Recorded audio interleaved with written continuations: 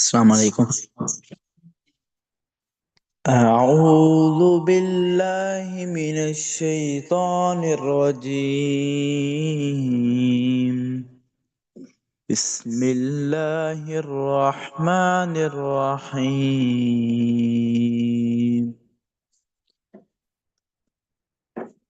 أفحسبتم أنما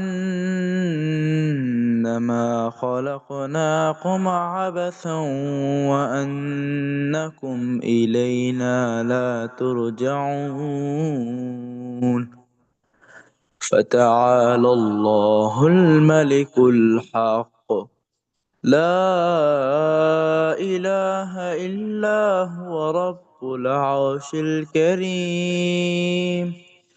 ومن يدع مع الله إلها آخر لا برهان له به فإنما حسابه عند ربه، إنه لا يفلح الكافرون. وقل رب اغفر وارحم وأنت خير الراحمين. صدق الله العظيم.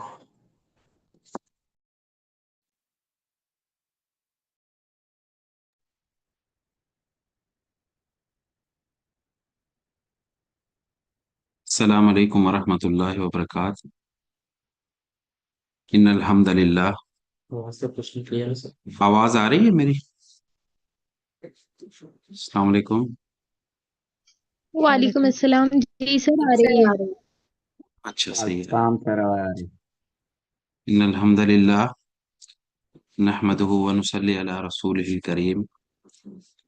Rabbi ज़िदनी इल्मा, rabbi इश्रह ली सदरी व यस्सिर ली अमरी वहलुल उक़दतम मिन लिसानी यफ़क़हू क़ौली। आज का जो हमारा उन्वान है वो है इम्प्रूव सेल्फ एंड टीचिंग। तो माशाल्लाह, आप सब ने इतवार के दिन टाइम निकाला अपनी इम्प्रूवमेंट के लिए, सेल्फ एंड टीचिंग के लिए। तो इस पे बात करते हैं इंशाल्लाह। शेयरिंग होगी, जितनी ज्यादा आपकी शेयरिंग होगी तो उतना ज्यादा ये आज का टॉपिक हमारा अच्छा होगा। ये सिक्का नजर आ रहा है सबको? ये जी सोने का सर। सिक्का है। यस। ठीक है। और इससे हम यानी कहानी से स्टार्ट लेते हैं। और ये एक कॉन्सेप्ट है। कॉन्सेप्ट ये है कि एक बादशाह था, और उस बादशाह की दरबार में एक शख्स जॉब करता था, नौकरी करता था। तो कई साल हो गए उसको, लेकिन बादशाह कहते हैं कि मैंने कभी भी उसको परेशान नहीं देखा।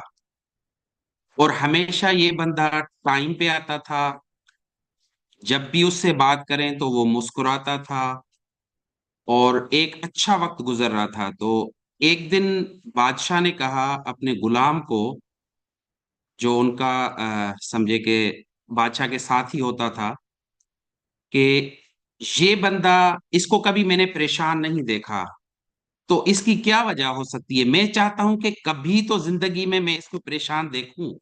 हम कह रहे कि मैं बादशाह हूं, लेकिन मैं भी परेशान हो जाता हूं। तो वो जो बादशाह का समझे कि गुलाम था, वो जो बादशाह के साथ था, मुशीर था। तो बादशाह ने कहा, कोई उसने बादशाह को कहा, बादशाह कोई मसला ही नहीं है, ये कल जब दरबार में आएगा तो परेशान होगा। तो बादशाह ने कहा, अच्छा, ये तो अजीब है। तो बहरहाल रात को जब छुट्टी हुई और वो बंदा अपने घर गया, तो वो जो बादशाह का मुशीर था वो उनको अपने साथ, बादशाह को रात को उनके घर पे ले गया। और उन्होंने एक बैग बनाया, छोटा सा थैला, उसमें 99 सोने के सिक्के रखे। और उस बैग के ऊपर बड़ी राइटिंग में उसने लिख लिया 100, 100, 99 सोने के सिक्के उस शॉपर में, उस बैग में रखे। और लिख लिया उसके ऊपर बाहर 100। और उस बंदे, वो जो वहां पे नौकरी करता था, उसके घर के बाहर रखे और दरवाजा नॉक किया और बादशाह को कहा कि आओ हम छुप कर देखते हैं। तो बहरहाल वो गुलाम, वो जो था बंदा, बादशाह को वहां वो देख रहे थे सारा माजरा। जैसे ही वो अपने से दरवाजा, तो 99 सिक्के थे, जबकि बाहर उसके ऊपर जो शापर के ऊपर लिखा हुआ था 100। तो उसने अपनी वाइफ को कहा चले मैंने गिन लिए, अभी आप गिने, इसमें 100 होंगे, एक सिक्का कहीं ना कहीं मिस है। बाकी वाइफ ने भी गिनती किए तो 99। 59 ही थे, हाँ, उसके बाद फिर जी जी आपकी जी, वॉइस नहीं आई। बिल्कुल, बहुत शुक्रिया। अच्छा, फिर उनके बच्चे जो थे उन्होंने भी एक एक ने वो सिक्के काउंट किए तो 99 ही थे। थोड़ी देर के बाद क्या हुआ कि वो दोबारा पूरी फैमिली बाहर गई और नीचे जमीन पर तलाश करने लगी कि वो एक सिक्का जो मिस है वो कहाँ है। और उसकी वजह से बहुत वो परेशान हुए, पूरी रात जो है ना वो सही तरीके से सो नहीं सके। और सुबह जब दरबार लगा बादशाह के, तो वो बंदा जिंदगी में पहली मर्तबा उस दरबार में लेट आया था। और वो बंदा जो हंसमुख होता था, वो परेशान था, पिशेमान था। और बादशाह उसको कहे कि आप ये चीज उठा कर दे तो वो दूसरी चीज उठा कर दे, उसकी नींद भी पूरी नहीं थी। तो फिर जब सारे लोग चले गए तो बादशाह ने उनको बुलाया कि आप बताएं कि क्या मसला है, कि मैंने पूरी जिंदगी आपको परेशान नहीं देखा, लेकिन आज आप परेशान थे। तो उसने फिर पूरा माजरा बादशाह को बताया। बादशाह ने कहा कि ये मैं ही था, कि मैंने अपने वजीर से मशवरा किया कि आप पूरी जिंदगी जब से मेरे पास जॉब करते हैं, मैंने कभी आपको परेशान नहीं देखा। तो फिर हम दोनों ने मिलके ये साजिश की थी आपके खिलाफ, और हमने सोचा कि देखें ये करें तो ये परेशान होता है। इस कॉन्सेप्ट के पीछे ये है कि जब उसकी जिंदगी में कुछ नहीं था तो चैन था, सुकून था, इत्मीनान था, और वो जॉब भी अच्छी कर रहा था, अपनी फैमिली के साथ भी अच्छा टाइम गुजार रहा था। लेकिन फ्री में 99 सिक्के जब उसको मिले, तो बजाय इसके कि वो जो 99 सिक्के फ्री में उसको सोने के मिले थे उस पे अल्लाह का शुक्र अदा करता, वो उस एक सिक्के की वजह से परेशान हो गया और पूरी रात सही तरीके से न खुद सो सका, न अपनी फैमिली को सुला सका। और अगले दिन जब वो अपनी जॉब पर आया, ड्यूटी पर आया, नौकरी पर आया, तो परेशान था और लेट पहुंचा। हमें भी इससे थोड़ा सा सबक सीखना चाहिए कि अल्लाह ताला ने हमें जो जिम्मेदारी दी है, हमें जो पेशन प्रोफेशन जो जॉब दी है अल्लाह ताला ने, वो जबरदस्त काम है, बहुत अच्छा काम है। लेकिन अक्सर टीचर्स को देखते हैं कि वो यानी इस पे अल्लाह का शुक्र अदा नहीं करते। हालांकि ये पैगंबराना पेशा है, टीचिंग जो है ये बहुत आला अजीम अरफा काम है। लेकिन हम बजाय उस पे अल्लाह का शुक्र करें, हम इधर उधर देखते रहते हैं। तो इससे हमें ये सबक मिलता है कि जब हम इधर उधर देखते हैं, तो बजाय इसके कि हम जो हमारे पास है उस पे अल्लाह का शुक्र अदा करें, हम फिर परेशान हो जाते हैं। जी, ये पिक्चर है, एलिवेटर है, या इसको लिफ्ट भी हम कहते हैं। तो अगर लिफ्ट में जब हम एक मंजिल से दूसरी मंजिल पर जाते हैं, तो जिस मंजिल पर भी हम जाते हैं, तो वो जो नंबर है हम उसको प्रेस करते हैं और दरवाजा खुल जाता है। अच्छा, मैं अगर आपसे पूछूं कि अगर हम एक टाइम में, एक ही वक्त में 5-6 नंबर्स को प्रेस करें तो क्या होगा?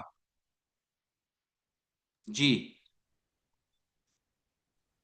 सब कुछ मैच हो जाएगा सर। यानी वही दरवाजे खुलना शुरू होंगे, लेकिन हालांकि वो मेरी मंजिल नहीं होगी। हम यानी जब एक काम करते हैं हमारे पास एक ही ऑप्शन होना चाहिए।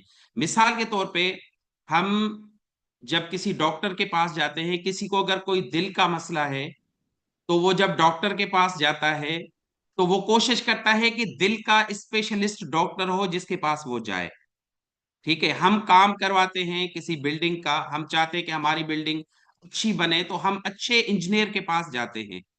लेकिन टीचर के लिए एक मसला होता है कि टीचर जब जॉब कर रहा होता है, अपनी जिम्मेदारी सर अंजाम दे रहा होता है, तो उस पे मुतमईन नहीं होता। यानी वो एक ऑप्शन जिस पे काम करता है उस ऑप्शन को सब कुछ नहीं समझता, बल्कि वो उस एक ऑप्शन को तो कर रहा होता है, लेकिन उसके साथ साथ वो दूसरे ऑप्शन भी यानी प्रेस कर रहा होता है। यानी वो चाहता है कि मुझे वो जॉब भी मिले, वो जॉब भी मिले, वो जॉब भी मिले। तो जब ये इस तरह करता है तो वो फिर यानी डिवाइड हो जाता है, जिसकी वजह से क्या होता है कि उसकी एनर्जी भी डिवाइड हो जाती है, उसका फोकस भी डिवाइड हो जाता है। हालांकि वो उस जॉब पर अल्लाह का शुक्र अदा करे और उसमें अपने आप को निखारे, अपने आप को इम्प्रूव करे, अपने आप को बेहतर करे, उसी को फोकस करे, उसी को अपना ओना बिछोना बना ले, तो वो जो एक ऑप्शन है फिर सारा वो उसमें भी फिर स्पेशलिस्ट हो जाएगा। जिस तरह वो कार्डियो का डॉक्टर स्पेशलिस्ट, हर कोई चाहता है कि मैं कार्डियो स्पेशलिस्ट के पास जाऊं। अगर किसी को कोई स्किन का मसला होता है तो वो ये चाहता है कि मैं स्किन स्पेशलिस्ट के पास जाऊं, और वो स्पेशलिस्ट होता है।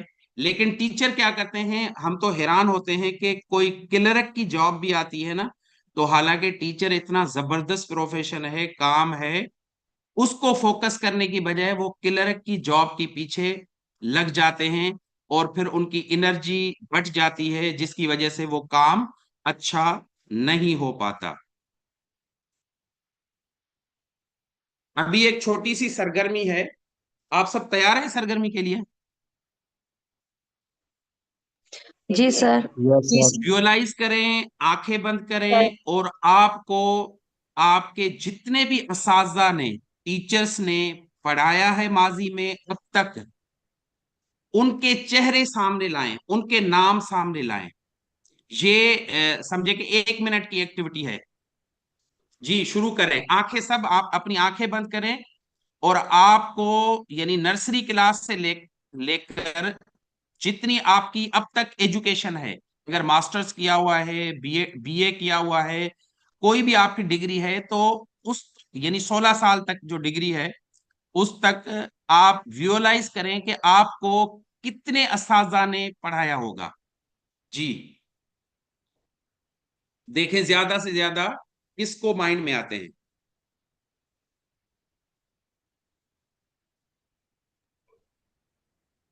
सर अस्सलाम वालेकुम। 20 से 25 टीचर्स। 20 से 25, या 20 या 25? सर टोटल उनके बताने नाम। हैं या सर टोटल जी बताने हैं या जिन्होंने नहीं, अच्छा पढ़ाया? नहीं नहीं, सब ने, सब जितने भी टीचर्स, जितने भी टीचर्स ने आपको पढ़ाया है। जी जी। सर 7 से 8 टीचर्स मेरे माइंड में आ रहे हैं। जी जी, और किसी के जिसने सर 25 9। कहा, 25 से ऊपर अगर किसी के जिन में आए हो? सर जी 9 सर तक। अस्सलाम वालेकुम। Sir 20 above. 9 तक,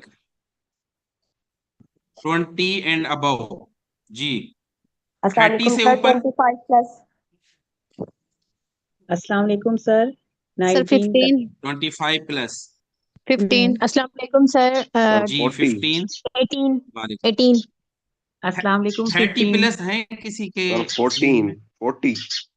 सर 9 to 10 जी क्लास। चले, ठीक है, हम आगे चलते हैं। जी जी सर 40 हैं। अभी ये अभी दूसरी सरगर्मी है। अपने वालेकुम सर। तमाम 20। असाजा के नाम लिखें जो आपके जहन में आए ना, जिसने कहा 25। जी, जिसने कहा 25, जिसने कहा 30। अभी ये समझे कि 3 मिनट की हमारी एक्टिविटी है, आप उनके नाम लिखें। कॉपी और पेन होगी आपके पास? जी, राइट देयर नेम्स।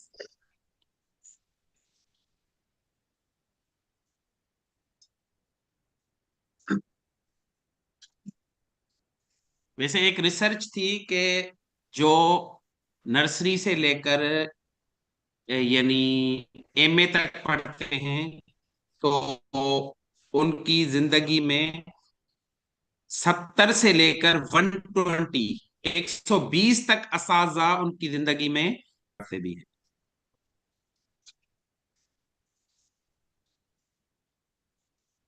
सर लेकिन जब हम एलिमेंट्री से सेकेंडरी तक पढ़ते हैं तो वहाँ पे टीचर्स वही होते हैं, तो इतनी मतलब तादाद कैसे बढ़ सकती है? ये एक रिसर्च थी 70 से लेकर 120 तक, वो मैं आपको बताऊंगा। सर आई हैव अच्छा, डन। पहले पहले जब हम पढ़ते थे ना, पहले 1 क्लास 1 टीचर होता था।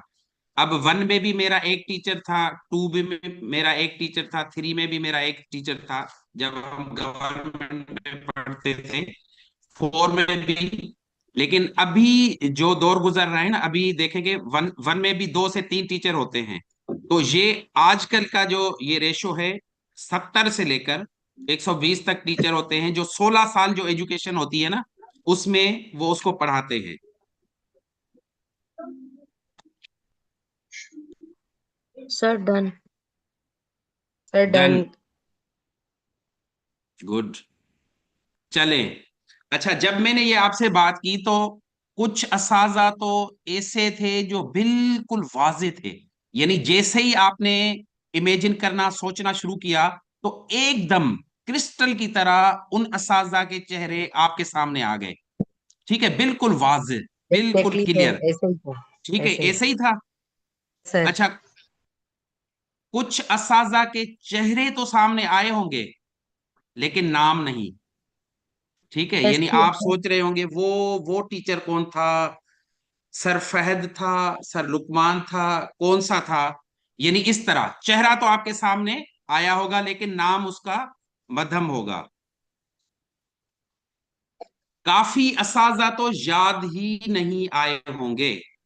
जी सर। ठीक है, अब मिसाल के तौर पे आप लोगों ने, किसी ने मास्टर तक पढ़ा है, तो 70 टीचर कम से कम।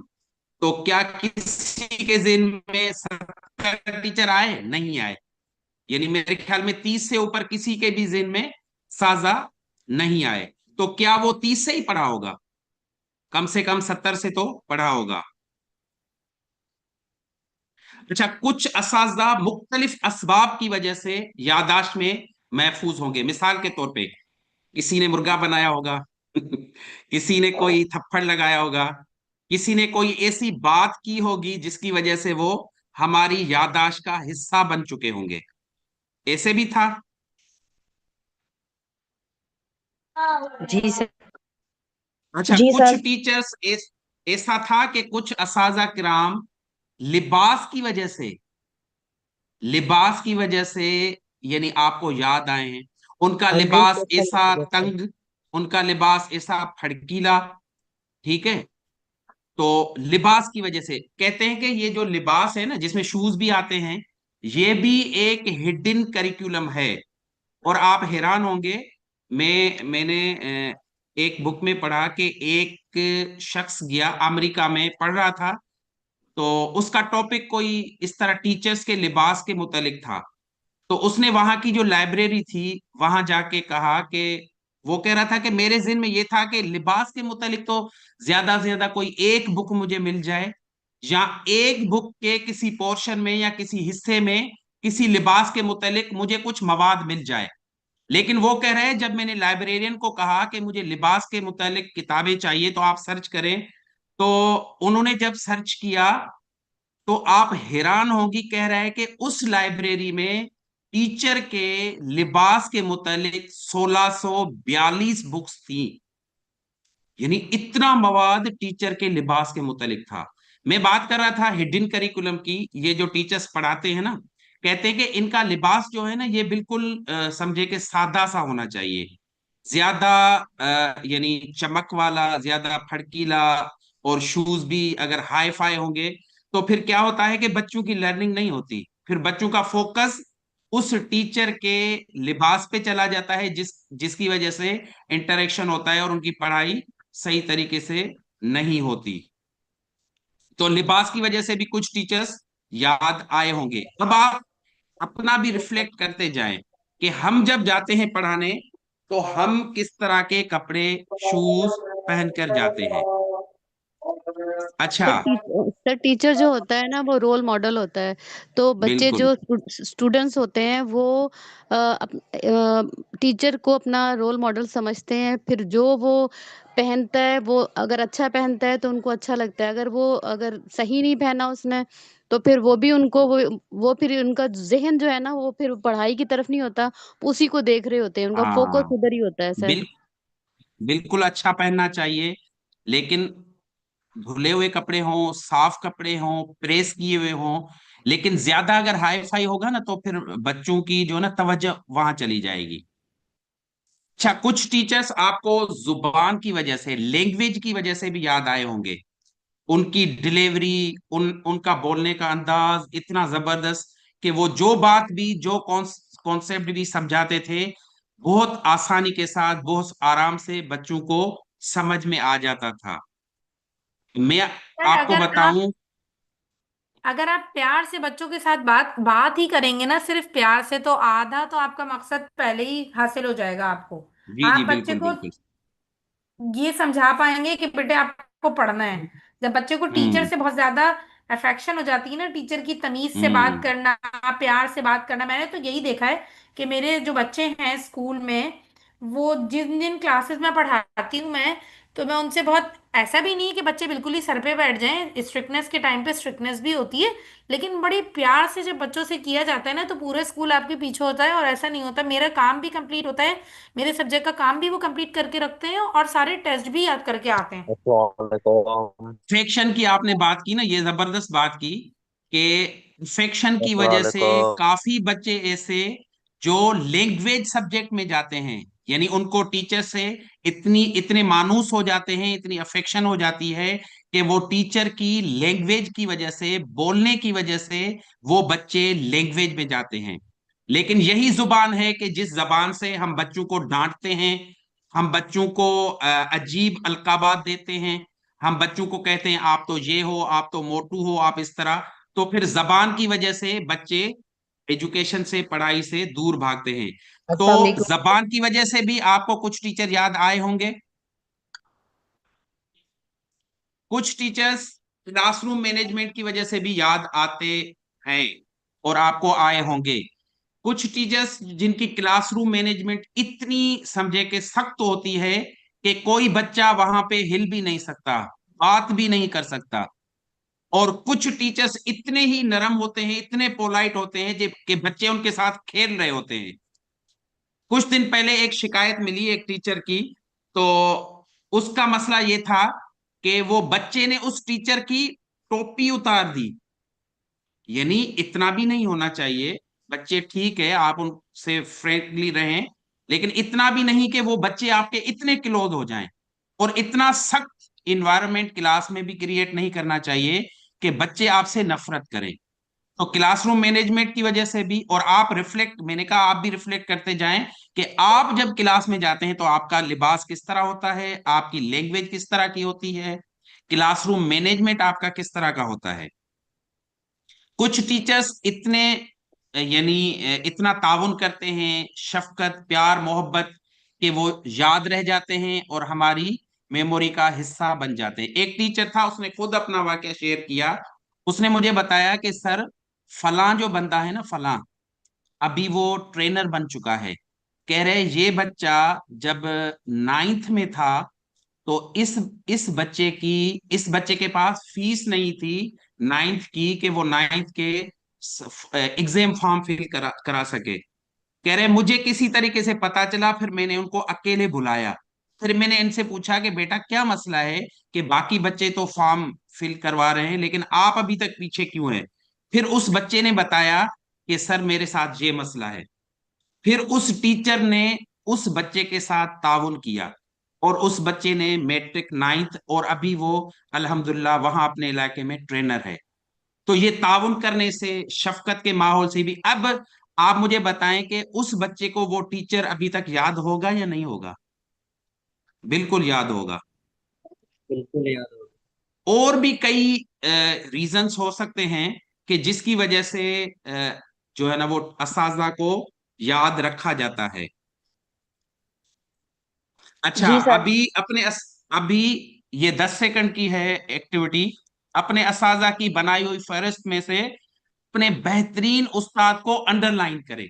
जो आप समझते हैं कि आपके लिए आपका बेहतरीन उस्ताद था, एकदम वो तो फौरी आपके ज़हन पे आ गया होगा ना, अभी उसको अंडरलाइन करें। कर लिया? जी सर। जी। Yes sir. अभी कुछ असाजा किराम यानी आप लोग अपने बेहतरीन उस्ताद की एक एक खूबी बताएं, ताकि सब अवेयर हो जाएं कि जो बेहतरीन टीचर होता है उसमें कौन सी खूबियां होती हैं। जी, शेयर करें। मैं अस्सलाम वालेकुम सर। मेरी जो टीचर थी वो जी। इंतहाई खुश इखलाक, बहुत हम्म। मोहब्बत देने वाली और बहुत ज्यादा ऑनेस्ट अपने प्रोफेशन से थी, और बच्चों को आगे बढ़ते हुए देखना चाहती थी। मतलब मुझे पढ़ाने का क्लास में, मैं एक ऐसी स्टूडेंट थी कि जो मैं फौरन नहीं सीख पाती थी, मुझे काफी मेहनत करनी पड़ती थी। उन्होंने मेरी इसी चीज को देखा और मुझे क्लास में, उन्होंने पूरी मैट्रिक क्लास में उन्होंने मुझे चांस दिया कि आज मैंने एक्टिव पैसिव पढ़ा दी, कल कौन पढ़ाएगा। उन्हें पता था कि सिर्फ मैं पढ़ाऊंगी। तो मैंने बोला मिस मैम, मैंने पूरी ग्रामर, पूरा इंग्लिश इसी तरीके से और बायोलॉजी उनसे इसी तरीके से पढ़ी। उन्होंने मुझे रोज मौका दिया कि आप क्लास में डेली प्रेजेंटेशन करें, बेहतरीन। पूरे बच्चों को पढ़ाएं। हाँ, उन्होंने बहुत आगे सपोर्ट किया। ठीक है, अस्सलाम वालेकुम आज तक सर। मुख्तसरन वो मुझसे बताती जाए। कांटेक्ट में है। मुख्तसरन बिल्कुल जी, कोई सर और मेरी एक बताए। टीचर सर मेरी एक टीचर थी, और वो हमेशा मुझे प्यार वाले अंदाज में डांट कर कहती थी कि नेक्स्ट क्लास में आपने इससे अच्छे मार्क्स लेने। मतलब वो ठीक इतना है। मोटिवेट करती थी। और दूसरी जी टीचर थी, जी। उनको मुझ पर इतना भरोसा था कि एक मंथ में उन्होंने मुझे 6 पारे हिफ्ज करवाए थे। जी, एक मंथ में जबरदस्त। कोई मतलब उस और? पर मुझे बहुत भरोसा था। जी सर, मेरी अस्सलाम टीचर थी वालेकुम सर। मिस रेखा, सिंधी की टीचर थी। उनका जी जी। क्लास में तमाम बच्चों के साथ एज अ फ्रेंडशिप, मतलब उनका माहौल था, और बहुत पोलाइटली वो अपने बच्चों से बात किया करती थी। तो आज तक मुझे वो टीचर याद है, जस्ट उनके पोलाइटली वो बिहेवियर की बात वजह करती से। थी। जी। हेलो, सर अस्सलाम मैं वालेकुम। पोलाइटली क्लास बात। 6 क्लास में वालेकुम सलाम। वो हर सर चीज को जो पढ़ाता था ना, वो उसको रियलिटी से कनेक्ट करता था, इसलिए वो हमें अच्छा लगता था कि वो हर चीज रियल रियल में बताता था। रियल लाइफ एक्सपीरियंसेस से कनेक्ट ले तो करता था। आता, जी जी, फोन तो मैं जी जबरदस्त। जी अपनी सर। सर 40 रुपए मैं भर कुछ रहा बोल था वो। वो कहता है अभी आप जितने में खर्चे ला के दे रहे हो, कह रहे नहीं नहीं पैसे जी दो। जी। ये हेलो। म्यूट कर तो दे। मैंने आपको जी दूंगा, जी मैं जी। दिन में खुशी हो जाऊंगा, ठीक है। तूने ना पढ़ा नहीं है, तेरा सर मैं फाड़ दूंगी नहीं। आके इधर पढ़। मम्मा भाई। नहीं बेटा। अबे यार। जी जी, क्या? कोई और बताए। हेलो। जी जी जी। सर मैं बताना चाहूंगा, मेरा नाम हिनेश कुमार, मैं यूनिवर्सिटी के जो अच्छा, मेरे अगर नाम भी उस्ताद रहे बताए ना, उनके बारे में बताना चाहूंगा। नाम बता के फिर बताएं।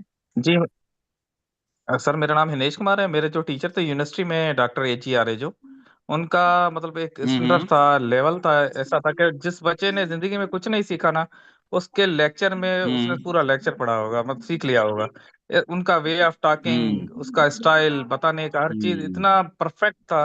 मतलब मैंने उस उनके लेक्चर जो हम्म। आज मुझे 13 साल हो गए, मुझे याद है सारे सर मेरा लेक्चर, नाम मकबूल 5 साल अहमद के। है। जी। माशाल्लाह। हेलो। जबरदस्त। जी, आगे चलें। हेलो। काफी तो माशाल्लाह आ गए कि यानी ये जो अच्छे टीचर्स होते हैं उनमें ये खूबियां पाई जाती हैं जिसकी वजह से वो आज भी आपको याद है।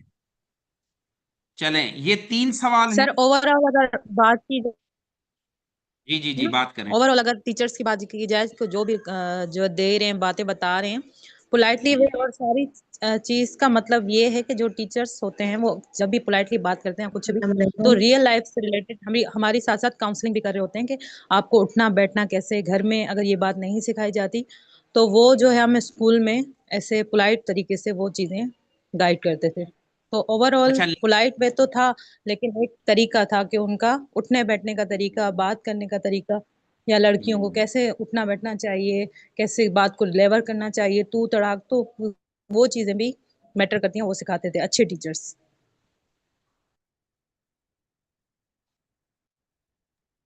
हेलो। अच्छा, ये लैंग्वेज की जब बात हो रही थी ना, लैंग्वेज की, जुबान की, तो मुझे भी एक अपना टीचर याद आया कि मैं जब मास्टर्स कर रहा था एजुकेशन में, तो एक टीचर था वो अमेरिका से एमफिल सॉरी PhD करके आया था। तो वो जब नया नया टीचर था, हमें पढ़ाता था, तो यानी उसने दो तीन तीन क्लासें ली। फिर हमारी जो HOD थी वो हमारा उनका ना फीडबैक लेने आई कि वो जो सर हैं वो आपको पढ़ाते हैं कैसा लगा। वो तो माशाल्लाह अभी नए नए आए हैं अमेरिका से PhD करके।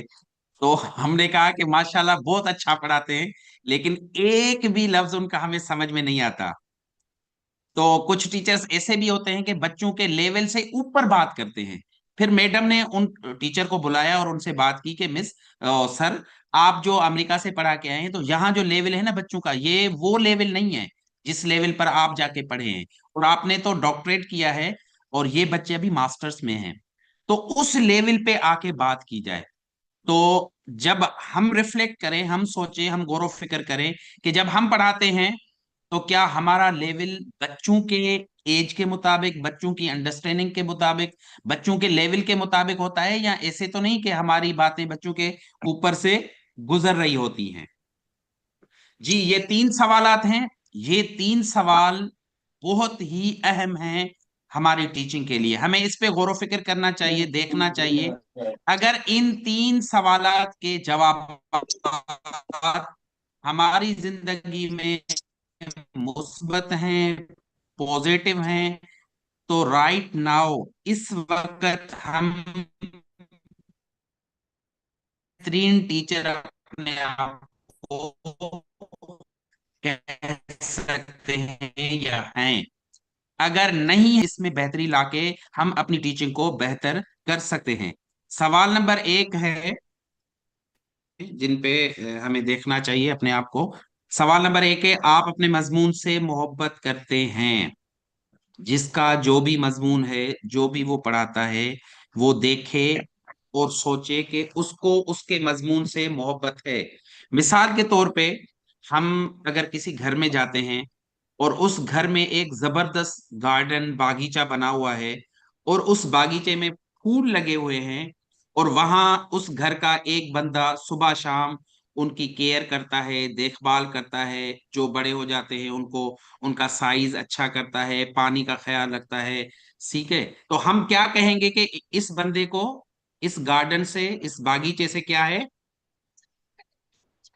मोहब्बत है, ठीक है, लगाव है। अच्छा, किसी घर में अगर हम जाते हैं तो वहां देखते हैं कि क्रॉकरी का जो सामान होता है, वहां की जो लेडी है, वो उसकी बड़ी शौकीन है, उससे बड़ी मोहब्बत करती है, तो उसको सेटिंग से रखती है, फिर नए बर्तन लेकर आती है, उसका ख्याल रखती है। अगर किसी घर में जाते हैं तो फौरन वहां से, अक्सर लेडीज में ये होता है कि बर्तन अगर कहीं जाते हैं तो बस उनको वो जल्दी वो मंगवा लेती हैं, या तो उसी वजह से खाना भेजती भी नहीं कहीं कि बर्तन गायब हो जाएंगे। तो बहरहाल उनसे मोहब्बत होती है, ठीक है। अच्छा, किसी घर में हम जाते हैं कि शूज की वैरायटीज पड़ी होती हैं और सेटिंग से पड़ी होती हैं, और उस बंदे को शूज से क्या होती है? मोहब्बत होती है। आप में से कोई बताए कि आप ये साबित करें कि आपने, आपके घर में अगर हम आए तो आपका जो उन्वान है, या टीचिंग जनरल अगर हम बात करें, तो उस टॉपिक के मुतालिक या आपको अपनी टीचिंग के मुतालिक माशाल्लाह किताबें 15-20 हमें पढ़ी नजर आए। या आप ये भी सोचें, ये भी बता सकती हैं कि रिसेंट आपने अपने टॉपिक से मुतालिक जो आपको कंफ्यूजन थी, तो आपने किसी माहिर से उस बारे में डिस्कस किया या उस बारे में सीखा। यानी इन बातों से पता चलता है कि अपने सब्जेक्ट से कितनी मोहब्बत है, अपनी टीचिंग से कितनी मोहब्बत है। या खुसूसी तौर पे अगर कोई मैथ पढ़ाता है तो मैथ से, फिजिक्स पढ़ाता है तो फिजिक्स से कितनी मोहब्बत है। जी, शेयर करें। अस्सलाम कोई वालेकुम सुन? सर। वालेकुम सलाम। जी, मैं इंग्लिश सब्जेक्ट पढ़ाती हूँ। मुझे उसमें इंटरेस्ट भी है। लाइक आपने बुक्स का कहा, बुक्स भी मौजूद हैं और उन्हें पढ़ती भी हूँ। और मतलब डिफरेंट काइंड्स ऑफ वोकेबलरी अपनी यूज कर रही होती हूँ, सर्चिंग कर रही होती हूँ, जिसके बारे में पता नहीं होता, फिर मैं अपने सर से पूछती हूँ। जबरदस्त। जी, कोई और? अस्सलाम वालेकुम सर। वालेकुम। असल में हमारा जो स्कूल है वो प्राइमरी लेवल तक है ना, वहाँ पे एक ही टीचर हूँ, तो सारी क्लास के बच्चे होते हैं। यूँ समझो कि बाबा multi classes, multi graded grade जो है ना, वो टीचिंग मेथड जो यूज़ कर रहे होते हैं। हम जो उन लोगों को सब्जेक्ट पढ़ा रहे होते हैं वो माशाल्लाह उसमें मतलब अच्छा खासा अबूर है। मैथ हो, इंग्लिश हो, हिंदी हो, उर्दू जो भी हो, साइंस हो, जो भी हो। लेकिन मसला आता है मैनेजमेंट में। मसला आता है उनका जो है ना पेपर कंडक्ट कंडक्ट के दौरान या जो भी मतलब मैनेजमेंट के हवाले अच्छा, से या आप एडमिनिस्ट्रेशन के हवाले से जो ना ज्यादातर किताबें मैं ले समझता सकते हैं, पढ़ सकते हैं ना, मिसाल के तौर पे क्लासरूम मैनेजमेंट के हवाले से किताबें पढ़ सकते हैं आप, बच्चों की चाइल्ड साइकोलॉजी के हवाले से किताबें पढ़ सकते हैं आप, बच्चों की बेसिक नीड्स के हवाले से किताबें पढ़ सकते हैं।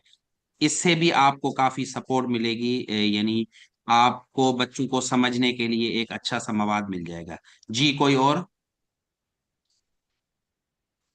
अस्सलाम वालेकुम सर। जी सर, जी। मैं प्री प्राइमरी टीचर की क्लास टीचर हूँ। तो उसके हिसाब से मैंने रिसेंटली एक बुक को पढ़ा था, जिसका उन्वान था कि बदतहजीब और शरारती बच्चों को कैसे डील किया जाए।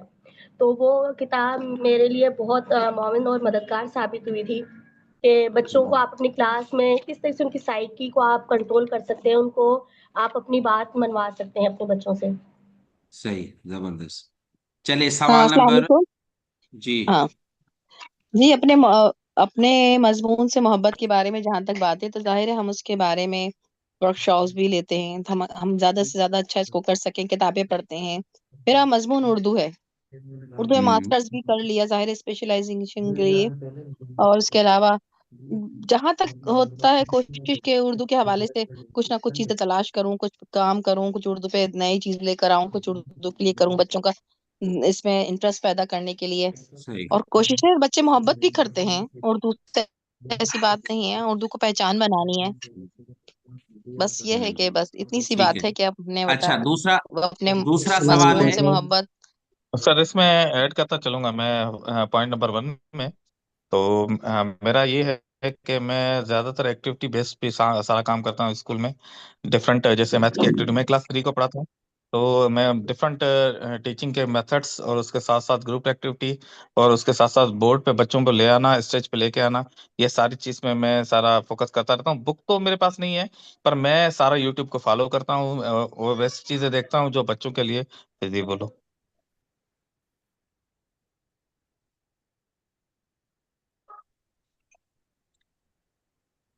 अस्सलाम वालेकुम सर। वालेकुम वालेकुम सलाम। जी जी। सर मैं उत्तम दास बात कर रहा हूँ। ऐसे वैसे मैं ऐसे सिंधी हूँ, मेरा सब्जेक्ट सिंधी है। तो पॉइंट नंबर आपका जो 1 है कि आप मजमून से मोहब्बत, तो मेरी फर्स्ट ज्वाइनिंग है एक न्यू स्कूल में। तो वहाँ पे ना कुछ बच्चों को रीडिंग वगैरह नहीं आ रही थी, तो कुछ मसले आ रहे थे, कुछ पढ़ पा रहे थे कुछ नहीं पढ़ रहे थे। तो इस वजह से मैंने सीनियर से पूछा, तो उसने बताया कि आप ग्रुप बना लें, एक बच्चों का यहाँ 2-3 ग्रुप बना लें, फिर एक में जो है ग्रुप में कुछ पढ़ने वाले बच्चे भी हों और जिनको रीडिंग नहीं आती वो भी उसमें बिठाएं। इस हवाले से मैंने ये भी एक प्लान बनाया है। दूसरा है कॉन्फिडेंस लेवल बिल्डअप करने के लिए डेली बेस पे प्रेजेंटेशन होती है, यहाँ जो भी मैं बोर्ड पे नोट डाउन करता हूँ ठीक वही उन बच्चों से रीडिंग करवाता हूँ। और उस ठीक है। उसके अलावा जो है सर, इवेंट्स भी हमने जो है छोटे छोटे इवेंट्स स्कूल में होते हैं, जिनमें स्पीच है, पोइट्री वगैरह, स्टोरी टेलिंग है, ये भी हम करते हैं मिलकर। बेहतरीन। ठीक है। उसके बाद सेकंड नंबर हमारा क्वेश्चन है कि आप अपने पेशे से मोहब्बत करते हैं। देखें, इस्लाम से यानी पहले जो अरबों की हालत थी, डार्क एज जिसको हम कहते हैं, बल्कि उससे पहले अगर हम जाएं यूरोप में, तो उनकी क्या हालत होती थी, यानी वो जहां पर खाना खाते थे वहीं पर नहाते थे, वहीं पे पेशा वगैरह। अच्छा, ये फिर डार्क एज अरबों पर आया तो उनकी भी हालत ऐसी थी। फिर अल्लाह ताला ने उनकी तत्हीर के लिए, उनके तज़किए के लिए एक पैगंबर को भेजा, मोहम्मद सल्लल्लाहु अलैहि वसल्लम को भेजा, जिन्होंने उनकी तत्हीर की, तज़किया किया। यानी वो एक उस्ताद थे, नबी सल्लल्लाहु अलैहि वसल्लम एक उस्ताद थे। और यानी वो असर आज तक हुआ, यानी हम भी नबी सल्लल्लाहु अलैहि वसल्लम की वजह से वो हम डार्क एज से निकल आए। तो ये जो पेशा है ना, जबरदस्त पेशा है, बेहतरीन पेशा है। मैं एक मिसाल आपको देता हूँ उस्ताद की, कि एक एशिया का बंदा जापान में गया हायर एजुकेशन के लिए, तालीम हासिल करने। तो वो खुद बताते हैं कि एक दिन क्या हुआ कि मैं शाम के टाइम एक पार्क में टहलने के लिए चला गया। तो वहां मैंने देखा कि एक शख्स था जो छोटे बच्चों के खिलौने होते हैं, जहाज, वो फरोश कर रहा था। ठीक है। तो वो कह रहा है कि वो वहीं पे डेमो भी दे रहा था। उसने क्या किया कि एक जहाज निकाला, बच्चों का खिलौना, और उसको चाबी दी और उसको हवा में फेंका, और हवा में फेंका तो वो हवा में उड़ के आराम से आके उसने लैंड किया। कह रहे मुझे उस टाइम मेरे बच्चे याद आ गए। तो फिर मैंने कहा ये तो जबरदस्त जहाज है, जहाज है। तो मैंने अपने बच्चों के लिए एक खरीदा। तो मैंने भी वहीं उसको, जैसे मैंने उनको करते हुए देखा था, तो मैंने भी उसको चाबी दी और मैंने हवा में फेंका। लेकिन वो तो एक टेक्निक से उसको हवा में फेंक रहा था, मेरे पास कोई टेक्निक नहीं थी। मैंने जैसे ही उसको हवा में फेंका तो हवा में उड़ते हुए उसने लैंड करने की जगह नीचे आया तो सही, लेकिन एक बच्चा पार्क में था, उसको जाके उसकी नोक लगी। और जैसे ही नोक लगी तो उस बच्चे के उधर सर में से खून बहने लगा। कह रहे उसकी अम्मी और उसके अब्बू भी उसके साथ थे। तो मैं बहुत परेशान हुआ, मैंने कहा अब तो मेरी खैर नहीं है। कह रहे उसके अब्बू ना दौड़ते हुए आए मेरे पास, तो मैं डर गया। लेकिन उसने क्या किया कि उसने मेरा जहाज उठाया और वो मेरे करीब आया और वो मुझे समझाना शुरू कर रहा था। यानी उसने मुझे कहा कि इसको ऐसे की लगाते हैं और फिर ऐसे हवा में फेंकते हैं और ये ऐसे आके, बोला इतने पोलाइट वे में, जबरदस्त वे में, अच्छे तरीके से। मैं तो हैरान हो गया, क्योंकि मैं तो ये गुमान कर रहा था कि अब ये आके मुझसे लड़ेगा। कह रहे उस टाइम मैंने उनकी वाइफ को देखा, बीवी को देखा, कि वो क्या कर रही थी कि वो उस बेटे को जिसको चोट लगी थी उसका खून साफ कर रही थी। तो कह रहे मैंने इस बंदे से फिर माजरत की, मैंने कहा मैं हाथ जोड़ता हूं, मुझे माफ कर दें, मुझे सही नहीं पता था कि उसने कहा माफी की तो कोई बात ही नहीं थी, आपको ये सही तरीके से उड़ाना नहीं आ रहा था, तो जिसकी वजह से। कह रहे चले ठीक है, वो आपकी वाइफ है ना, उनसे मैं माजरत करता हूं। तो वो कहने लगे कि उन्होंने तो मुझे भेजा है कि इसके पास जाएं, इसको जहाज उड़ाना नहीं आता, आप इसको जाके गाइड करें, इसको जाके सिखाएं। कह रहे मैं बहुत हैरान हुआ। फिर वहां से जब मेरा जो वहां होटल था, मैं वहां पर आया और मैं वहां जो रिसेप्शनिस्ट थी उनसे मैंने ये सारा माजरा उनको बताया। तो उन्होंने कहा कि आप खुश नसीब हो कि ये जवान थे, अगर बूढ़े होते तो आपको मारते। कह रहे मैं बहुत परेशान हुआ, मैंने कहा जवान तो मारते ही, हमारे पास तो इसका उलट सिस्टम है। तो कह रहे वो, उन्होंने फिर मुझे लेडी ने कहा कि चले यहाँ एक रूम में एक एजुकेशनिस्ट रहते हैं, मैं उनसे आपको मिलवाती हूँ। तो वो मुझे उनके पास लेकर गए और उनको मैंने ये सारी बात बताई। तो उन्होंने कहा जी जी बिल्कुल, जब हमारे जापान पर बम गिराए गए थे 1945 में, 1945 में, तो उसके बाद हमने अपने ये जो एजुकेशन सिस्टम है या हमारा जो करिकुलम है, उस करिकुलम से हमने नॉन वायोलेंस जो सब्जेक्ट्स थे वो हमने इंटीग्रेट किए। यानी कोई भी हमारी जो नई खेप पैदा होगी तो वो बगैर झगड़े की, बगैर फसाद के, हमने ये टारगेट बनाया था कि हमारे सिलेबस में हम ऐसे मजामीन इनकलकेट करेंगे जिसकी वजह से हमारे जो बच्चे, हमारी जो जवान जनरेशन आएगी वो बगैर लड़ाई के नॉन वायोलेंस होगी। तो कह रहे हैं कि उसकी वजह से ये जो यूथ भी जिन बंदों के साथ आपने फेस किया वो उसी सिलेबस से निकले हुए थे। कह रहे ये आपने ये कैसे किया? तो उन्होंने कहा कि हमारे यहाँ ये सिस्टम है कि हमारे पास क्लास में 15 से 20 बच्चे होते हैं और उन 15 से 20 बच्चों के ऊपर एक मेंटोर होता है और उन मेंटोर्स को हम मुख्तलिफ स्किल्स देते हैं। ये मिसाल के तौर पे ये एक असाइनमेंट थी कि हमारे बच्चे यानी तालीम के साथ साथ ये एक समझे कि पर्सनैलिटी डेवलपमेंट कह ले या कैरेक्टर बिल्डिंग कह ले, कि ये एक अलग से स्किल थी कि हमारे बच्चे झगड़ालू नहीं होंगे, ये उनका टारगेट था। वो कहने लगा कि फिर हमारे टीचर्स ने इस तरह इंडिविजुअली बच्चों की स्किल्स पर काम किया और वो बच्चों के साथ अपना ताल्लुक इतना मजबूत बनाते थे कि हता के घर घर चले जाते थे उन बच्चों के और वहां से जाके फीडबैक देते थे कि आपके बच्चे घर पर किस तरह हैं। यानी घर पर तो ये झगड़ा वगैरह नहीं करते, शोर वगैरह नहीं करते।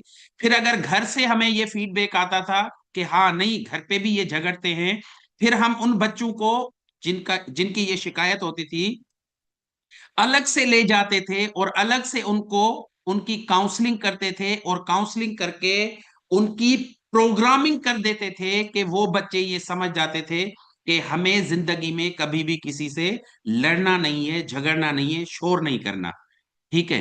अच्छा, इससे मुझे ये भी समझ में आया कि हम भी अपने टीचर्स को ये बता सकते हैं, समझा सकते हैं। वो तो अपने मजहब के मुतालिक वो ये कर रहे थे कि झगड़ना नहीं है, ठीक है, ये इस्लाम में भी है। लेकिन हम अगर सिलेबस के साथ साथ अपने बच्चों को, मिसाल के तौर पे मैंने एक टारगेट अपना सेट किया है कि मैं अपने बच्चों को, जितने भी क्लास में बच्चे हैं, नमाज की पाबंद बनाऊंगी या नमाज का पाबंद बनाऊंगा, तो वो फिर बार बार कुरान की आयत, अहादीस की रोशनी में, और फिर उन बच्चों के घर तक पहुंच जाना, वहां से रिपोर्ट लेना, फिर वहां से जिस बच्चे का पता चले कि ये नमाज नहीं पढ़ता, फिर इनफरादी उनकी काउंसलिंग करना। ये भी हम, यानी इस पॉइंट से ये साबित हुआ कि अगर हमें अपने बच्चे से, अपने पेशे से मोहब्बत है, तो हम ये काम कर सकते हैं और हम यानी कौमों की तामीर कर सकते हैं। तो अगर हमें अपने पेशे से मोहब्बत है, हम अगर अपने पेशे को लाइक करते हैं, कैसर अब्बास की मैंने बुक पढ़ी थी, उसमें लिखा हुआ था कि आप वो काम करें जिससे आपको मोहब्बत हो। अगर इन केस आपको वो काम नहीं मिलता, तो फिर आप जो काम कर रहे हैं उससे मोहब्बत करें। यानी पहली तो हमारी प्रायोरिटी ये होनी चाहिए कि हम वो पेशा अख्तियार करें कि जिससे हमें मोहब्बत हो। हम चाहते हैं कि हम टीचिंग में रहें। जब टीचिंग हमारा पेशा है और हम बाकायदा उससे मोहब्बत करते हैं, तो जब मोहब्बत होगी तो फिर हम इस तरह सोचेंगे, इस तरह बच्चों की तरबियत, कैरेक्टर बिल्डिंग के लिए हम काम भी करेंगे। तो मेरा आप सबको मशवरा है कि आप माशाल्लाह बच्चों को पढ़ाते हैं, अच्छा पढ़ाते होंगे, लेकिन उसके साथ साथ अगर हम बच्चों की इस तरह कैरेक्टर बिल्डिंग पर भी काम करें, तो ये एक हम खेप, एक कौम तैयार कर सकते हैं। जापान देखें कितना उरूज पर है तालीम के मैदान में, तो इस तरह हम भी हो सकते हैं अगर हम अपने पेशे से मोहब्बत करें। जी, इस पे कोई बात करें।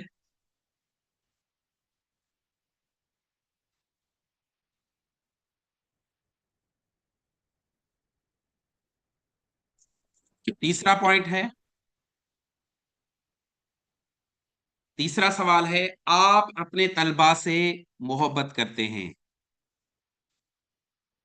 यानी हम सोचें कि क्या हम अपने स्टूडेंट से मोहब्बत करते हैं?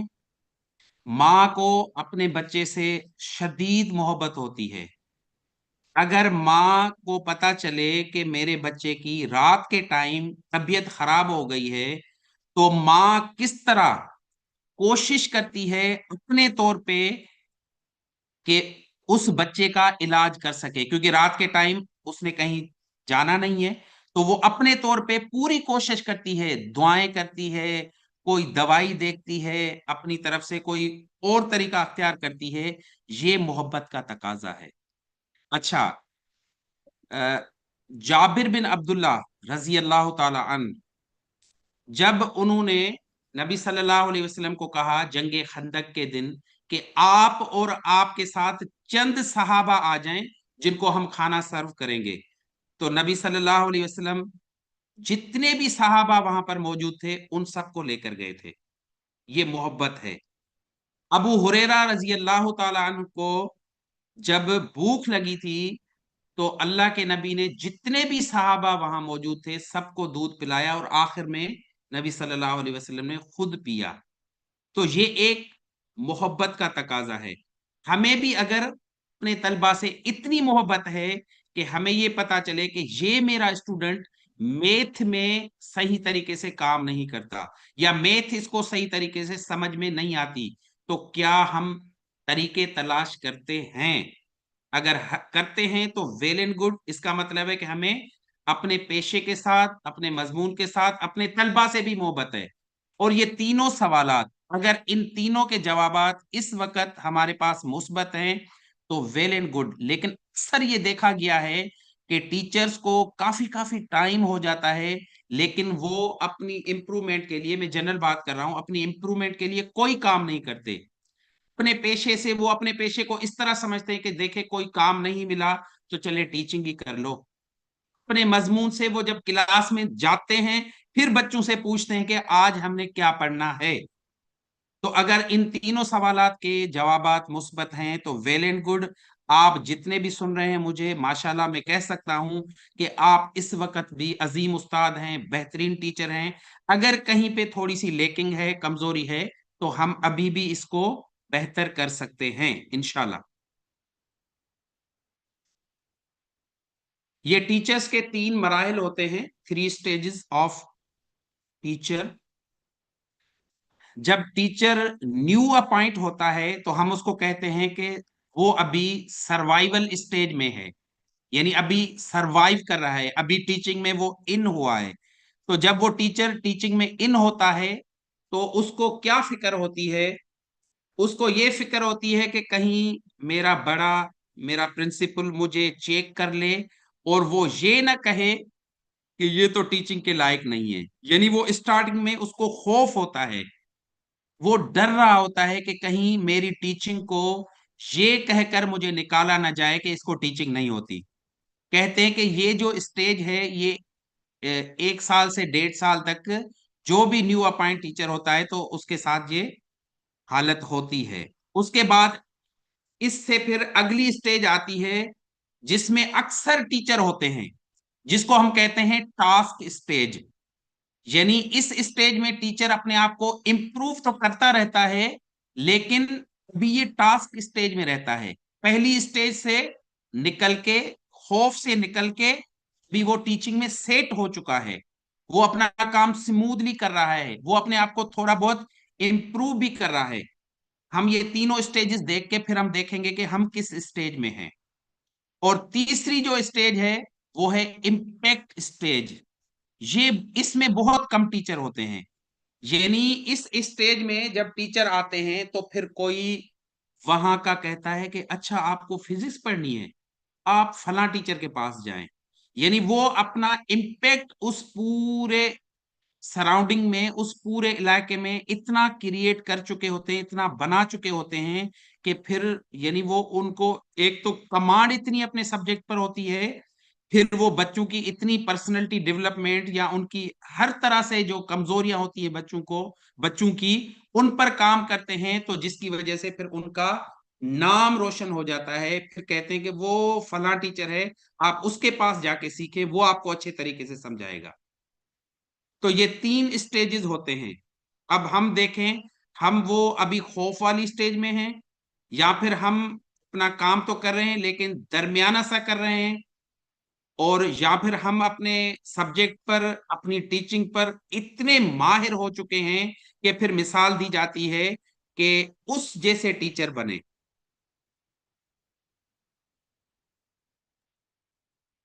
अस्सलाम वालेकुम सर। हम अपनी सर टीचिंग को इम्पैक्ट टीचर बनाने के लिए ये काम भी कर सकते हैं, इवेल्युएशन, हम अपना जायजा लें। यानी टीचर क्या करता है कि खुद अपना जायजा भी लेता है। कैसे जायजा लेता है? वो जो बच्चों की असेसमेंट करता है, बच्चों के टेस्ट लेता है, उससे वो अपनी भी इवेल्युएशन कर रहा होता है कि अच्छा मैंने जो ये टेस्ट दिया, मैंने पढ़ाया तो बहुत अच्छा था, लेकिन पढ़ाने के बाद जो रिजल्ट आया है वो आया है 60%। यानी अभी वो अपने आप को इवेल्युएट कर रहा है बच्चों के थ्रू कि अच्छा अभी तो कम से कम ये रिजल्ट 90% तो आना चाहिए, तो मैं कौन से ऐसे तरीके अख्तियार करूं कि ये रिजल्ट बच्चों का 90+ हो जाए। सर ये टीचर। मेरा एक क्वेश्चन है सर। जी जी। जी एवोल्यूशन हम जब करते हैं, आपने बताया कि हम एवोल्यूट करें, ये हमें कब करना चाहिए? सेशन के दौरान करना चाहिए या फॉर्मेटिव या समेटिव में करना चाहिए? ये फॉर्मेटिव भी होती है, समेटिव भी होती है। आप अगर ड्यूरिंग पीरियड करते हैं, असल मकसद ये है कि अपने आप को इवेल्युएट करना चाहिए, ठीक है। फिर वो आप समेटिव करें या फॉर्मेटिव करें या दोनों करें, बल्कि दोनों हो रही होती हैं।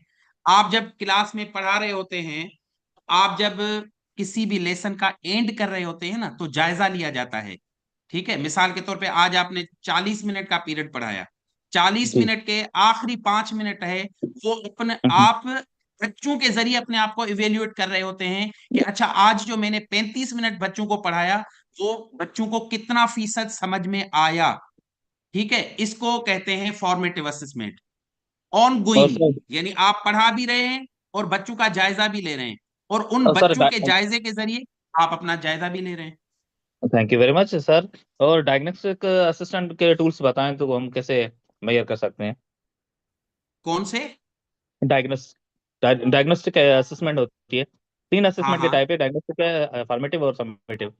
ये इसके टूल्स हाँ, थोड़ा बताएं तो हमें, तो ये वो भी भी क्लियर इंशाल्लाह होगी। हम डिस्कस करेंगे। अभी इसको कंप्लीट कर लें, डायग्नोस्टिक के भी देखेंगे इंशाल्लाह। काफी ये होती हैं असेसमेंट, काफी तरह की होती हैं।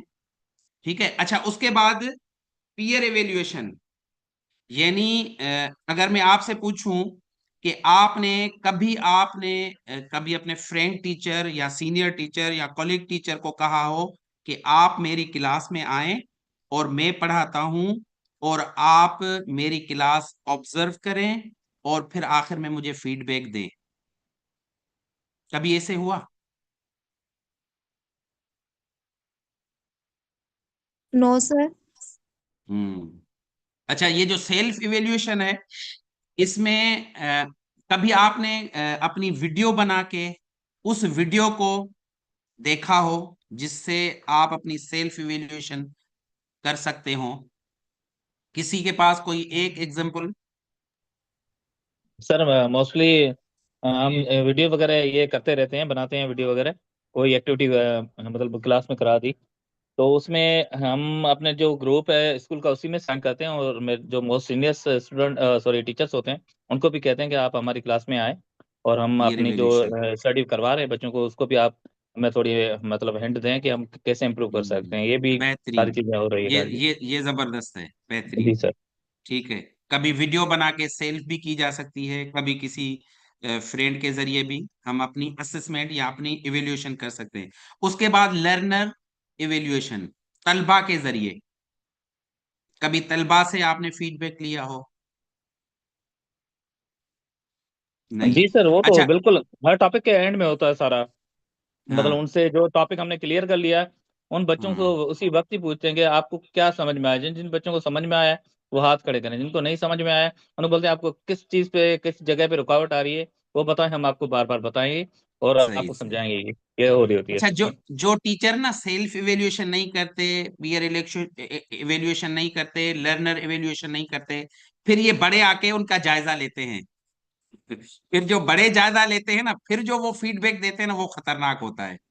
तो ये जो मिसाल के तौर पे कोई टीम आ गई, कभी प्रिंसिपल आ गया, कभी डायरेक्टर आ गया, वो तो हमारा जायजा लेते ही लेते हैं। अगर हम चाहते हैं कि जब बड़े आए और हमारा रिजल्ट अच्छा आए, हमारी इवेल्युएशन अच्छी हो, तो उससे पहले हमें सेल्फ भी करनी पड़ेगी, हमें अपने किसी दोस्त किसी फ्रेंड से भी करवानी होगी, हमें लर्नर इवेल्युएशन भी करनी होगी। तो फिर क्या होगा कि जब कोई सीनियर आएंगे तो इंशाल्लाह हमारी इवेल्युएशन अच्छी होगी, हमारा नतीजा अच्छा आएगा। अच्छा, ये यानी समझे कि सेल्फ इवेल्युएशन की जब बात आई थी, तो उसमें ये एक जर्नल हम इस तरह का तैयार कर सकते हैं। उसमें क्या होगा कि कोई भी वाक्या, यानी मिसाल के तौर पे ऊपर टीचर का नाम, डेट और किस क्लास में ये वाक्या हुआ। मिसाल के तौर पे आप कोई भी टॉपिक पढ़ा रहे हैं, डाइजेस्टिव सिस्टम पढ़ा रहे हैं। अच्छा, डाइजेस्टिव सिस्टम में बच्चों ने 4-5 सवालात आपसे किए, लेकिन आप उस टाइम पर बच्चों को मुतमईन नहीं कर सके। जवाबात तो आपने दिए लेकिन बच्चे मुतमईन नहीं हुए, या बच्चे तो मुतमईन हुए लेकिन आप मुतमईन नहीं हुए कि मैं जिस तरीके से समझाना चाह रहा था लेकिन उस तरीके से मैंने समझाया नहीं। तो वो वाक्य आप लिख लें कि ये डाइजेस्ट सिस्टम में ये सवालात थे। अच्छा, यहां पर आप स्कूल का लिख सकते हैं, यानी मिसाल के तौर पे कौन से पीरियड में, कहां पर, कौन से स्कूल में, कौन कौन सी क्लास थी। तो ये आप यहाँ पर ये कब कहाँ कौन में लिख सकते हैं। वजूहात, वजूहात में फिर आप क्या लिखेंगे कि अच्छा मैंने जो लेसन प्लानिंग बनाई थी वो अच्छे तरीके से नहीं बनाई थी, या उसमें मजीद अगर मैं काम करता, यानी ये आप वजह लिख सकते हैं। अच्छा, बेहतरी उसमें क्या लाई जा सकती है कि अच्छा नेक्स्ट टाइम जब मैं ये टॉपिक पढ़ाऊंगा तो मैं इस बुक से, इस टीचर से, इस चैनल से मैं हेल्प लूंगा, ताकि मैं जो पढ़ाने जाऊं तो वो अच्छे तरीके से, यानी उसका हक अदा करूं। तो ये लर्नर जर्नल है। तो इसको अगर हम बनाएंगे और मिसाल के तौर पे हम जब भी क्लास में जाएं, जब भी इस तरह का कोई मसला हो तो हम इस तरह के बनाएंगे, तो फिर कुछ दिनों के बाद हम देखेंगे कि वो जो कमजोरी आपकी खत्म हो चुकी होगी। ठीक है, तो ये सेल्फ इवेल्युएशन के लिए एक जर्नल है कि हम अपनी खुद इवेल्युएशन करें। हमें खुद पता चल जाता है कि हम इस चीज में कमजोर थे, इस चीज को जिस तरीके के साथ समझाना चाहिए था मैं सही तरीके से हक अदा नहीं कर सकता, उसकी वजूहत ये हो सकती हैं, उसमें बेहतरी इस तरह लाई जा सकती है। क्लियर?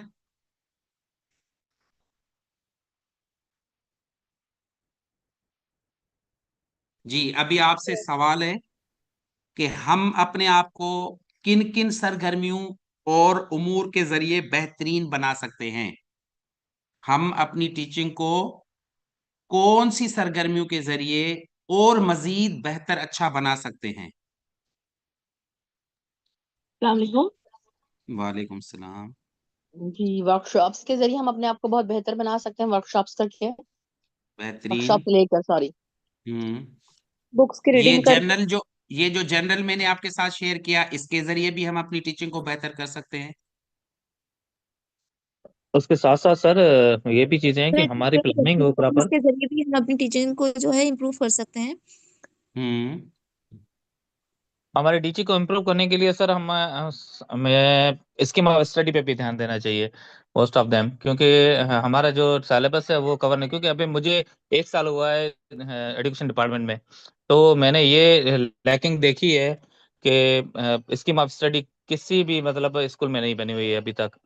किसी भी मतलब वो टीचर का रोल होता है कि वो स्कीम स्टडी बनाए। अगर वो सारी चीजें कवर हो जाती है कि हमें ये टाइम मिल जाता है कि एक लेसन को हमें प्रॉपर कितने दिन देने पड़ते हैं, तो हमारा जो टॉपिक्स है और जो बच्चों के मतलब समझने की शक्ति है उस हिसाब से हम सब कुछ सबको सिखा सकते हैं। इसी पे ध्यान जरूरी देना चाहिए। सही।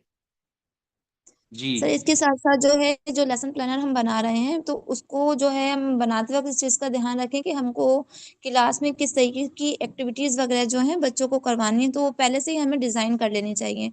और जो है फ्लैश कार्ड्स वगैरह हैं जो बच्चों जिसके ज़रिए हम टीचिंग बच्चों को एड्स पढ़ा वगैरह। रहे हैं, तो वो चीज़ें भी जो हैं एबीएड्स वगैरह भी हैं वो पहले से बना लेना चाहिए। और जो अपना जो एक टाइम क्राइटेरिया है ना उसको हमें सेटअप करना चाहिए क्लास में जाने से पहले, कि मतलब कि हम जो लेसन पढ़ा रहे हैं तो वो कितनी टाइमिंग में हम कवर अप करवा रहे हैं और फिर हम बच्चों को समझा किस तरीके से रहे हैं।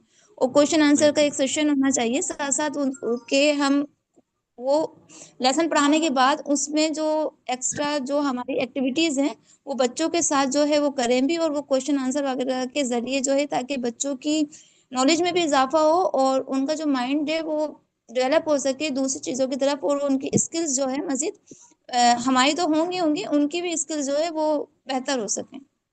सही। ये उसमें ये भी फॉर्मेट है चीज आ रही है सर, सीपीडी। इसमें ये भी चीज आ रही है कि हम बच्चों को खुद मतलब इतना कॉन्फिडेंस उनमें डेवलप करें ताकि वो जो क्वेश्चन है खुद ही उसके आंसर्स है वो बुक में से निकाल सकें, जो भी लेसन है उसमें से। तो ये मेरी स्टडी स्ट्रेटजी ये रहती है कि मैं जो लेसन पढ़ाता हूँ उस बीच में बच्चों का फोकस किसी का नहीं होता तो वो गलत बोल जाते हैं। मैं कोशिश करता हूँ उनको बच्चों को बोलूंगा, मैं बीच में जुमले बहुत गलत बोल जाता हूँ, भले सीधा जुमला, तो वो बच्चे उनको इस क्लियर करते हैं ताकि उनका फोकस पूरा उसी बुक पे रहे, उसी लेसन पे रहे। बेहतरीन। ये भी एक्टिविटी ये होती भी है ये। ये स्ट्रेटेजी अच्छी है। सर जी, अच्छा, इसके ये लिए ये इस तरह के भी इसमें सीपीडी इंप्रूवमेंट बहुत सीपीडी ज्यादा आती है। फॉर्मेट है। ये सीपीडी फॉर्मेट है। हम अपनी जो प्रोफेशनल स्किल्स हैं या अपनी टीचिंग है उनको बेहतर करने के लिए ये फॉर्मेट यानी तैयार करें। इसमें क्या होता है कि मिसाल के तौर पे आज आपने ये वर्कशॉप अटेंड की तो आप आज की डेट मेंशन कर दें। ठीक है, सरगर्मी क्या है कि आज जो आप कौन सा हमारा टॉपिक है, क्या टॉपिक है? Improve self and teaching. ठीक है, उसका दौरानिया कितना है? उस वर्कशॉप पर आपके तासरात क्या है, यानी आपकी क्या लर्निंग हुई आज की वर्कशॉप से? कौन सी ऐसी चीजें थी जो आपके लिए नई थी आज की वर्कशॉप में? ये आप तासरात में लिख सकते हैं। अच्छा, उसके बाद फिर आप उन में से कौन सी चीजों पर जो पहले क्लास में अमल नहीं करते थे या अपनी सेल्फ के लिए सेल्फ इंप्रूवमेंट के लिए पहले काम नहीं करते थे, मिसाल के तौर पे बुक्स का मुताला नहीं करते थे, तो उन अपनी जिंदगी में ले आए। अच्छा, ये अमल में जो जो भी चीजें आज की वर्कशॉप से आप सीखे और अपने अमल में ला सकते हैं उनको अमल में लिख लें। इस तरह आपकी कोई और एक्टिविटी हो, अगले दिन हो, उससे अगले दिन हो, इस फॉर्मेट से ये भी पता चलेगा कि अगर 6 महीने के बाद आप देखते हैं कि 6 महीने में मैंने अपनी पर्सनल और अपनी प्रोफेशनल ग्रोथ के लिए 1 से 2 काम किए हैं, तो ये एक आईना होगा। आप उसमें अपने आप को देख सकते हैं कि अच्छा 6 महीने में मैंने सिर्फ ये 2 काम किए हैं, हालांकि मेरा तो प्रोफेशन ही ये है। अच्छा, फिर अगर आप मुसलसल इस पे काम कर रहे हैं तो उससे आप ये भी देख सकते हैं कि अच्छा आप में खुद भी बहुत इंप्रूवमेंट आएगी। तो कंटिन्यूअस प्रोफेशनल डेवलपमेंट, इस पे हमें काम करते रहना चाहिए। ये ऐसा पेशा है, मैं आपको बताऊं कि कोई ये ट्रांसफॉर्म करता है, ठीक है, ये ट्रांसफॉर्म करता है। कोई एसी ट्रांसफॉर्म नहीं करता, कोई आईजी ट्रांसफॉर्म नहीं करता, लेकिन टीचर जो है वो ट्रांसफॉर्मेशन करता है। ठीक है, तो ये इतना जबरदस्त, इसको जितना टाइम देंगे, इसकी इंप्रूवमेंट के लिए जितना काम करेंगे, जितना सीखेंगे, उतनी हमारी टीचिंग जो है ना वो बेहतर होगी। तो ये अगर आप कहेंगे तो इंशाल्लाह आपको फॉर्मेट हम भेज देंगे। अच्छा, ये आखिरी स्लाइड है मेरी, उसके बाद एक छोटी सी वीडियो है वो आपको दिखाएंगे। ये भी जो टीचर, वो मैंने 3 सवालात किए थे, उसमें अगर कोई टीचर पॉजिटिव है, काम कर रहा है, तो वो टीचर ये भी काम कर रहा होगा। असाजा बच्चों को क्या क्या दे सकते हैं? अस्सलाम वालेकुम वरहमतुल्लाहि वबरकातुहू का अजीमुशान तोहफा, ये हम बच्चों को रोजाना दे सकते हैं फ्री में। अच्छा, उसके बाद मुस्कुराहट का तोहफा, इस्तकबाल जैसी नबी रहमत की सुन्नत। जब बच्चे हमारी क्लास में आते हैं तो हम उनको मरहबा कहें, वेलकम कहें, इस्तकबाल करें उनका। ये सीरत से चीजें हमें मिलती हैं। हाथ मिलाएं, मुसाफा जैसा माफीनामा, मिजाज पुरसी जैसी एहसास की नेमत, दुआ जैसा हदिया, परेशानी में तसल्ली और तशफ़ी के चंद रस भरे कलमात, खुशी में माशाल्लाह जैसे बरकत भरे कलमात, गलती और कोताही पर संजीदा किस्म की घूरी और थोड़ी सी डांट, मेहनत और मुशक्कत के काम से गुजारने के लिए शाबाश तुम कर सकते हो जैसे आगे बढ़ाने वाले मीठे बोल। तो ये अच्छी अच्छी बातें हैं, ये हम अपने बच्चों के साथ क्लास में कर सकते हैं, ये बिल्कुल फ्री है। तो इंशाल्लाह इसका बच्चों पर काफी मुस्बत असर पड़ेगा। अभी एक छोटी सी वीडियो है, वो आप देखें।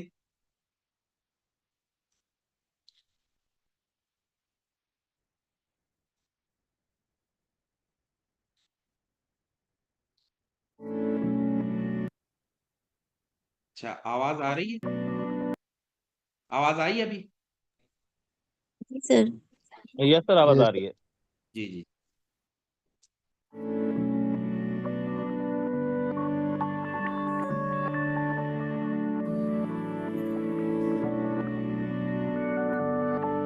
तालीमो तदरीस पैगम्बरी सेवा है, जिसका अमली मुजाहरा सिंध के दही इलाकों के प्राइमरी स्कूल में पेश आया, जहां एक टीचर के रिटायरमेंट के वक्त ऐसा जज्बाती मंजर देखने को मिला जिसे देखकर हर शख्स अफसुर्दा हो जाए। बच्चों की अपने उस्ताद के लिए वालेहाना मोहब्बत देखकर हर किसी की ये ख्वाहिश है कि काश वो भी उस्ताद होता। मोहब्बत, उन्स, एहतराम और जज्बाती रिश्ते का हसीन इम्तिजाज देखकर हर कोई अश्कबार हो जाए। बच्चों की अपने रूहानी वालिद के लिए मोहब्बत अपनी जगह, लेकिन उस्ताद मोहतरम का बच्चों से बिछड़ने का मंजर भी अपनी मिसाल आप है। प्राइमरी टीचर के आंसुओं की कतारों में अपने बच्चों से जुदा होना, बच्चों से शफकत का ऐसा अंदाज शायद ही किसी तालीमी इदारे में आज के दौर में होता हो। उस्ताद अपने मुआशरे की अकासी होता है। जिस मुआशरे में उस्ताद का एहतराम किया जाता है, वही मुआशरा सुपर पावर बनता है, वही मुआशरा मुआशी ताकत बनता है, और वही मुआशरा तहजीबो तमद्दुन का मस्कन बनता है। जी, इस वीडियो पर कोई बात करे? बिल्कुल सर, ये वीडियो जिंदगी है। एक जो टीचर है उस रोल मॉडल था बच्चों के लिए। मतलब जब वो रिटायरमेंट पे आ गया तो बच्चों के मतलब वो जज्बात कंट्रोल नहीं हुए, ना ही टीचर के हुए। मतलब एक बड़ी एक दास्तान है नवाब शाह की ये, वीडियो इसी है को। ये, जी गवर्नमेंट स्कूल की है। जी, गवर्नमेंट स्कूल की है। जी। जी सर। अभी सब रिफ्लेक्ट करें, अगर हम रिटायर हों तो क्या हमारे लिए बच्चे इस तरह करेंगे? रोएंगे, चाहेंगे कि हम स्कूल छोड़ के ना जाएं, या चाहेंगे कि अच्छा हुआ ये गया? सर टीचर एक जो होता है उसको मतलब अपनी क्लास से लगाव होता है, जो पढ़ाने जबरदस्त, वाला सही टीचर बात। होगा। और हम्म, रिटायरमेंट तो बहुत दूर की बात है, अगर किसी टीचर का ट्रांसफर भी होता है तो वो उसी को भी दुख होगा कि मैं अपनी क्लास पे इतनी मेहनत की है, इन बच्चों को छोड़ के मैं जा रहा हूँ। मतलब जो टीचर अच्छा होगा उसको मतलब वैसा जरूर होगा, और अच्छा, बच्चों को ये भी ज्यादा सिर्फ होगा। जो हम सब्जेक्ट पढ़ाते हैं उस सब्जेक्ट की वजह से, ये लगाव जो बच्चों का अपने टीचर के साथ था, ये सिर्फ वो नहीं जो सर, कंटेंट पढ़ाते हैं उस कंटेंट की वजह से? नहीं सर, नहीं सर, ये एक मतलब ऐसा माहौल क्रिएट होता है टीचर और बच्चों के बीच में, मतलब उनकी अंडरस्टैंडिंग, उसकी उनकी लेवल जो है, मतलब एक इमोशनल जो चीजें होती है ना, अटैच हो जाते हैं बच्चे टीचर से और टीचर बच्चों से होता है। तो इसमें से ये सारी चीजें होती है। जब यही लगाव बच्चे के साथ होता है ना, उस वक्त बच्चा मोम बन जाता है। उस वक्त टीचर जो चाहे, जिस तरह चाहे बच्चे को वैसे मोल्ड कर सकता है, बच्चे की जैसी चाहे तरबियत कर सकता है, जैसा बनाना चाहे बना सकता है, जब इस तरह का माहौल क्रिएट होता है। किसी का कोई सवाल हो